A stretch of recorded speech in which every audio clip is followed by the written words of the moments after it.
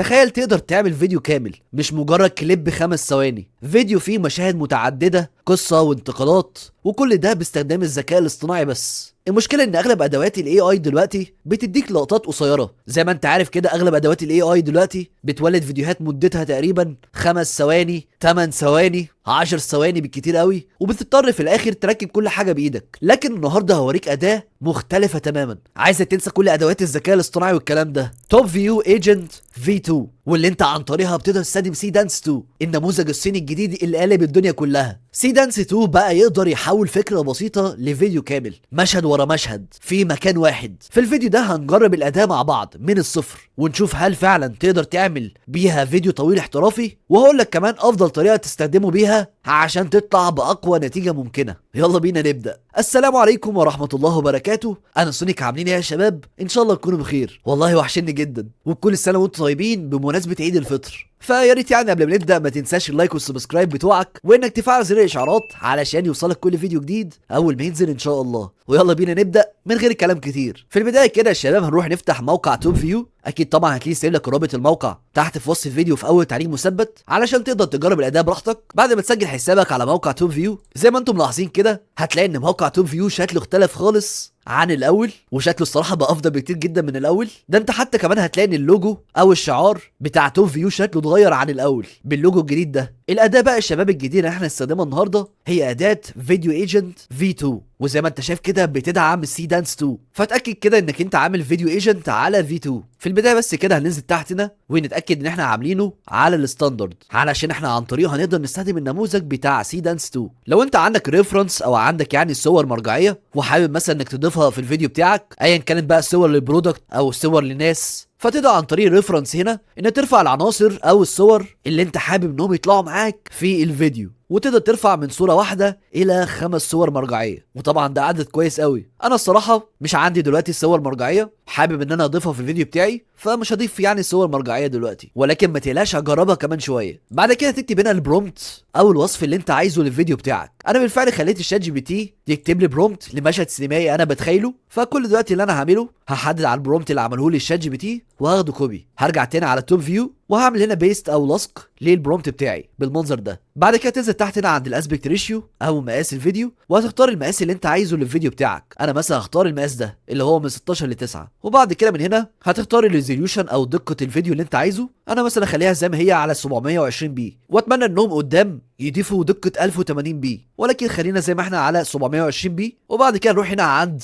مده الفيديو، وعايزك بقى تركز معايا جدا. زي ما انت شايف كده هتلاقي ان مده الفيديو اللي انت تقدر تصنعها بتبدا من عندك من اول 15 ثانيه الى 60 ثانيه. انت متخيل دلوقتي تقدر تعمل فيديو كامل مدته دقيقه حرفيا بضغطه زر واحده؟ وطبعا الفيديو ده هيكون فيه انتقالات وفيه قصه وفيه شخصيات وكل حاجه، فتقدر تختار من هنا المده اللي انت عايزها للفيديو بتاعك. وخليني كمان افاجئك واقول لك انك مش بس هتقدر تعمل فيديو مدته دقيقه واحده، لا انت كمان هتقدر تعمل فيديو مدته 300 ثانيه. انت عارف يعني ايه 300 ثانيه؟ يعني فيديو مدته 5 دقايق. انت متخيل دلوقتي هتقدر تعمل فيديو كامل مدته 5 دقايق؟ ولكن كده خلينا نبدا واحده واحده في الاول، فهنعمله على 15 ثانيه. وبعد كده يا شباب هنروح هنا ونضغط على توليد، وزي ما انت شايف دلوقتي اتنقل على صفحه تانية تماما. هتلاقي ان الفيديو بيتعمل له جنريتنج او توليد، وبعد تقريبا حوالي دقيقتين الفيديو بتاعنا بقى جاهز. فهنضغط هنا.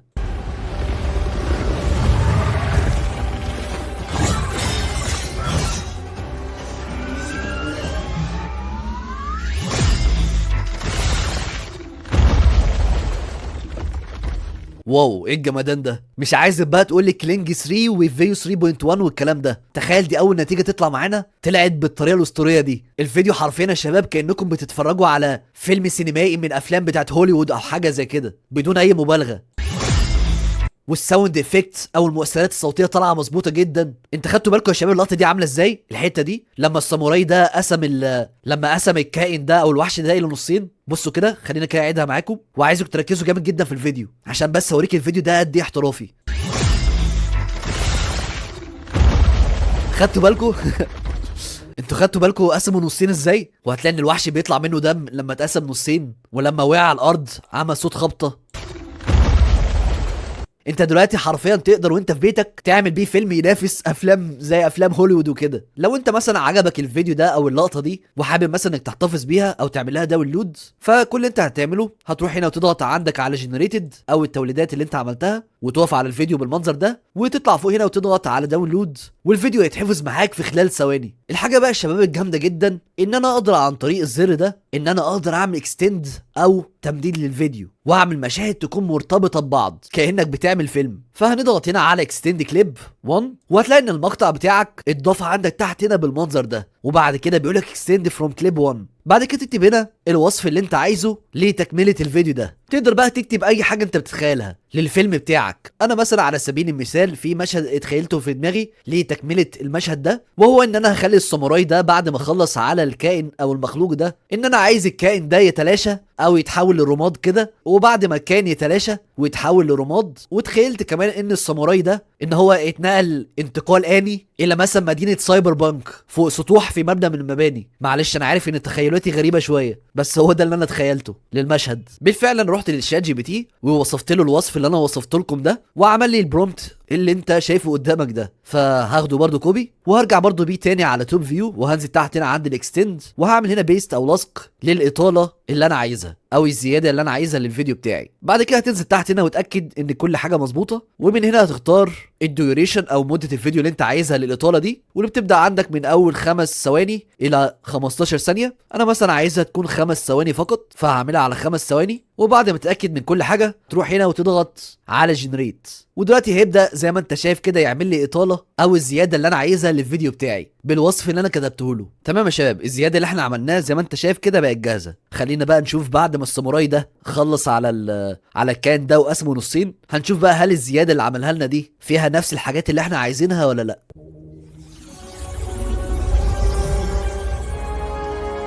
زي ما انت شايف كده عمل لي بالفعل نفس الوصف اللي انا عايزه بالظبط. فخلينا كده بقى نشوف الفيديو بالكامل. الفيديو ده حاليا دلوقتي بقى مدته 20 ثانيه.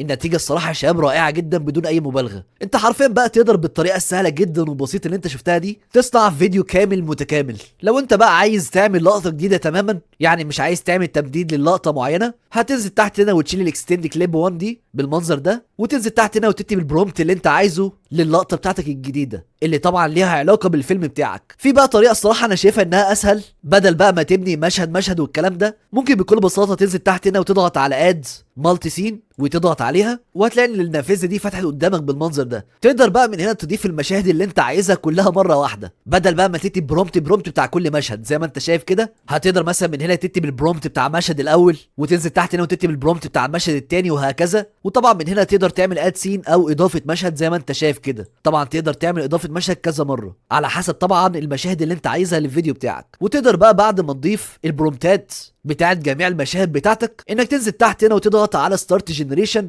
ويحول لك كل المشاهد دي مره واحده الى فيديوهات.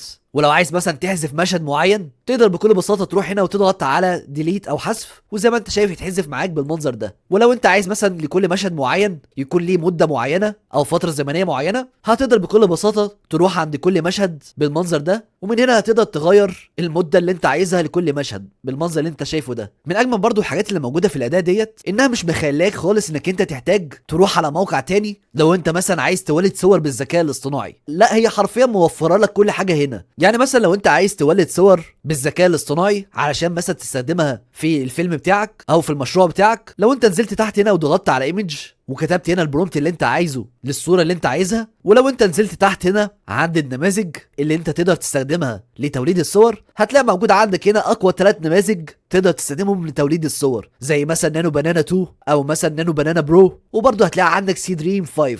اللي برضه بيطلع نتائج رهيبه جدا. تقدر بقى من هنا تستخدم اي نموذج انت عايزه لتوليد الصور. انا مثلا على سبيل المثال هستخدم نانو بنانا 2. هتختار من هنا الاسبكت ريشيو اللي انت عايزه او مقاس الصوره. انا مثلا هخليها على نفس المقاس ده اللي هو من 16 ل 9. وهتختار من هنا عدد الصور اللي انت عايزه ينتجها لك في المره الواحده. انا مثلا هختار صوره واحده وده عدد الكريدت اللي ياخدها لتوليد الصور. فاضغط هنا على جنريت وهيبدا دلوقتي يولد لي الصوره اللي انا عايزها للفيلم بتاعي او للمشروع بتاعي. وبعد تقريبا حوالي ثانيتين الى 3 ثواني انشأ لي الصوره اللي انا كنت عايزها. وزي ما انتم شايفين كده الصوره شكلها رهيبه جدا والصوره فيها تفاصيل كتيره جدا. وده طبعا كان بسبب ان انا استخدمت النموذج بتاع نانو بنانا 2. تقدر بقى من هنا تحمل الصوره لو انت عايز، بل كمان تقدر من هنا من خلال ريفرنس انك تستخدم الصوره بتاعتك كصوره مرجعيه وتحولها الى فيديو لو انت حابب يعني. ولو انت مجهز مثلا مشاهد معينه او صور معينه عندك مثلا على الجهاز وحابب انك انت ترفعها علشان تستخدمها في المشروع بتاعك ده، هتروح هنا وتضغط هنا، بعد كده تضغط هنا على اد، بعد كده تضغط هنا على لوكال ابلود.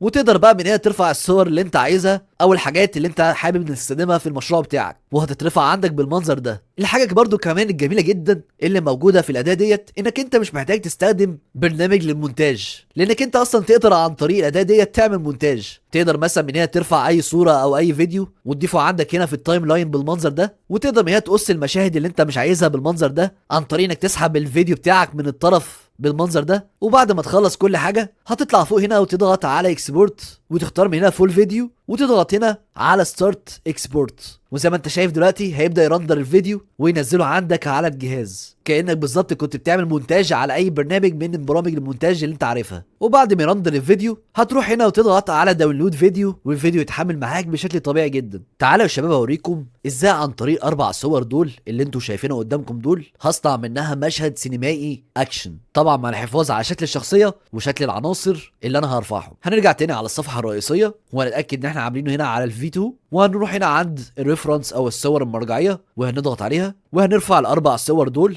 ونضغط هنا على الاوبن. وبالفعل انا خليت الشات جي بي تي جهز لي برومبت لشكل المشهد اللي انا بتخيله. فكل اللي انا اعمله هحدد على البرومبت اللي عمله لي الشات جي بي تي وهاخده كوبي وهرجع تاني على الاداه وهعمل هنا بيست او لصق للبرومبت بتاع المشهد اللي انا عايزه واتاكد ان هنا ان كل حاجه مظبوطه. وبعد كده نضغط هنا على جنريت او توليد وهيبدا لنا دلوقتي في توليد المشهد اللي انا عايزه باستخدام ال4 عناصر اللي انا رفعتهم. تعالى كده نشوف شكل الفيديو هيكون عامل ازاي. فهنضغط هنا علشان نجرب الفيديو.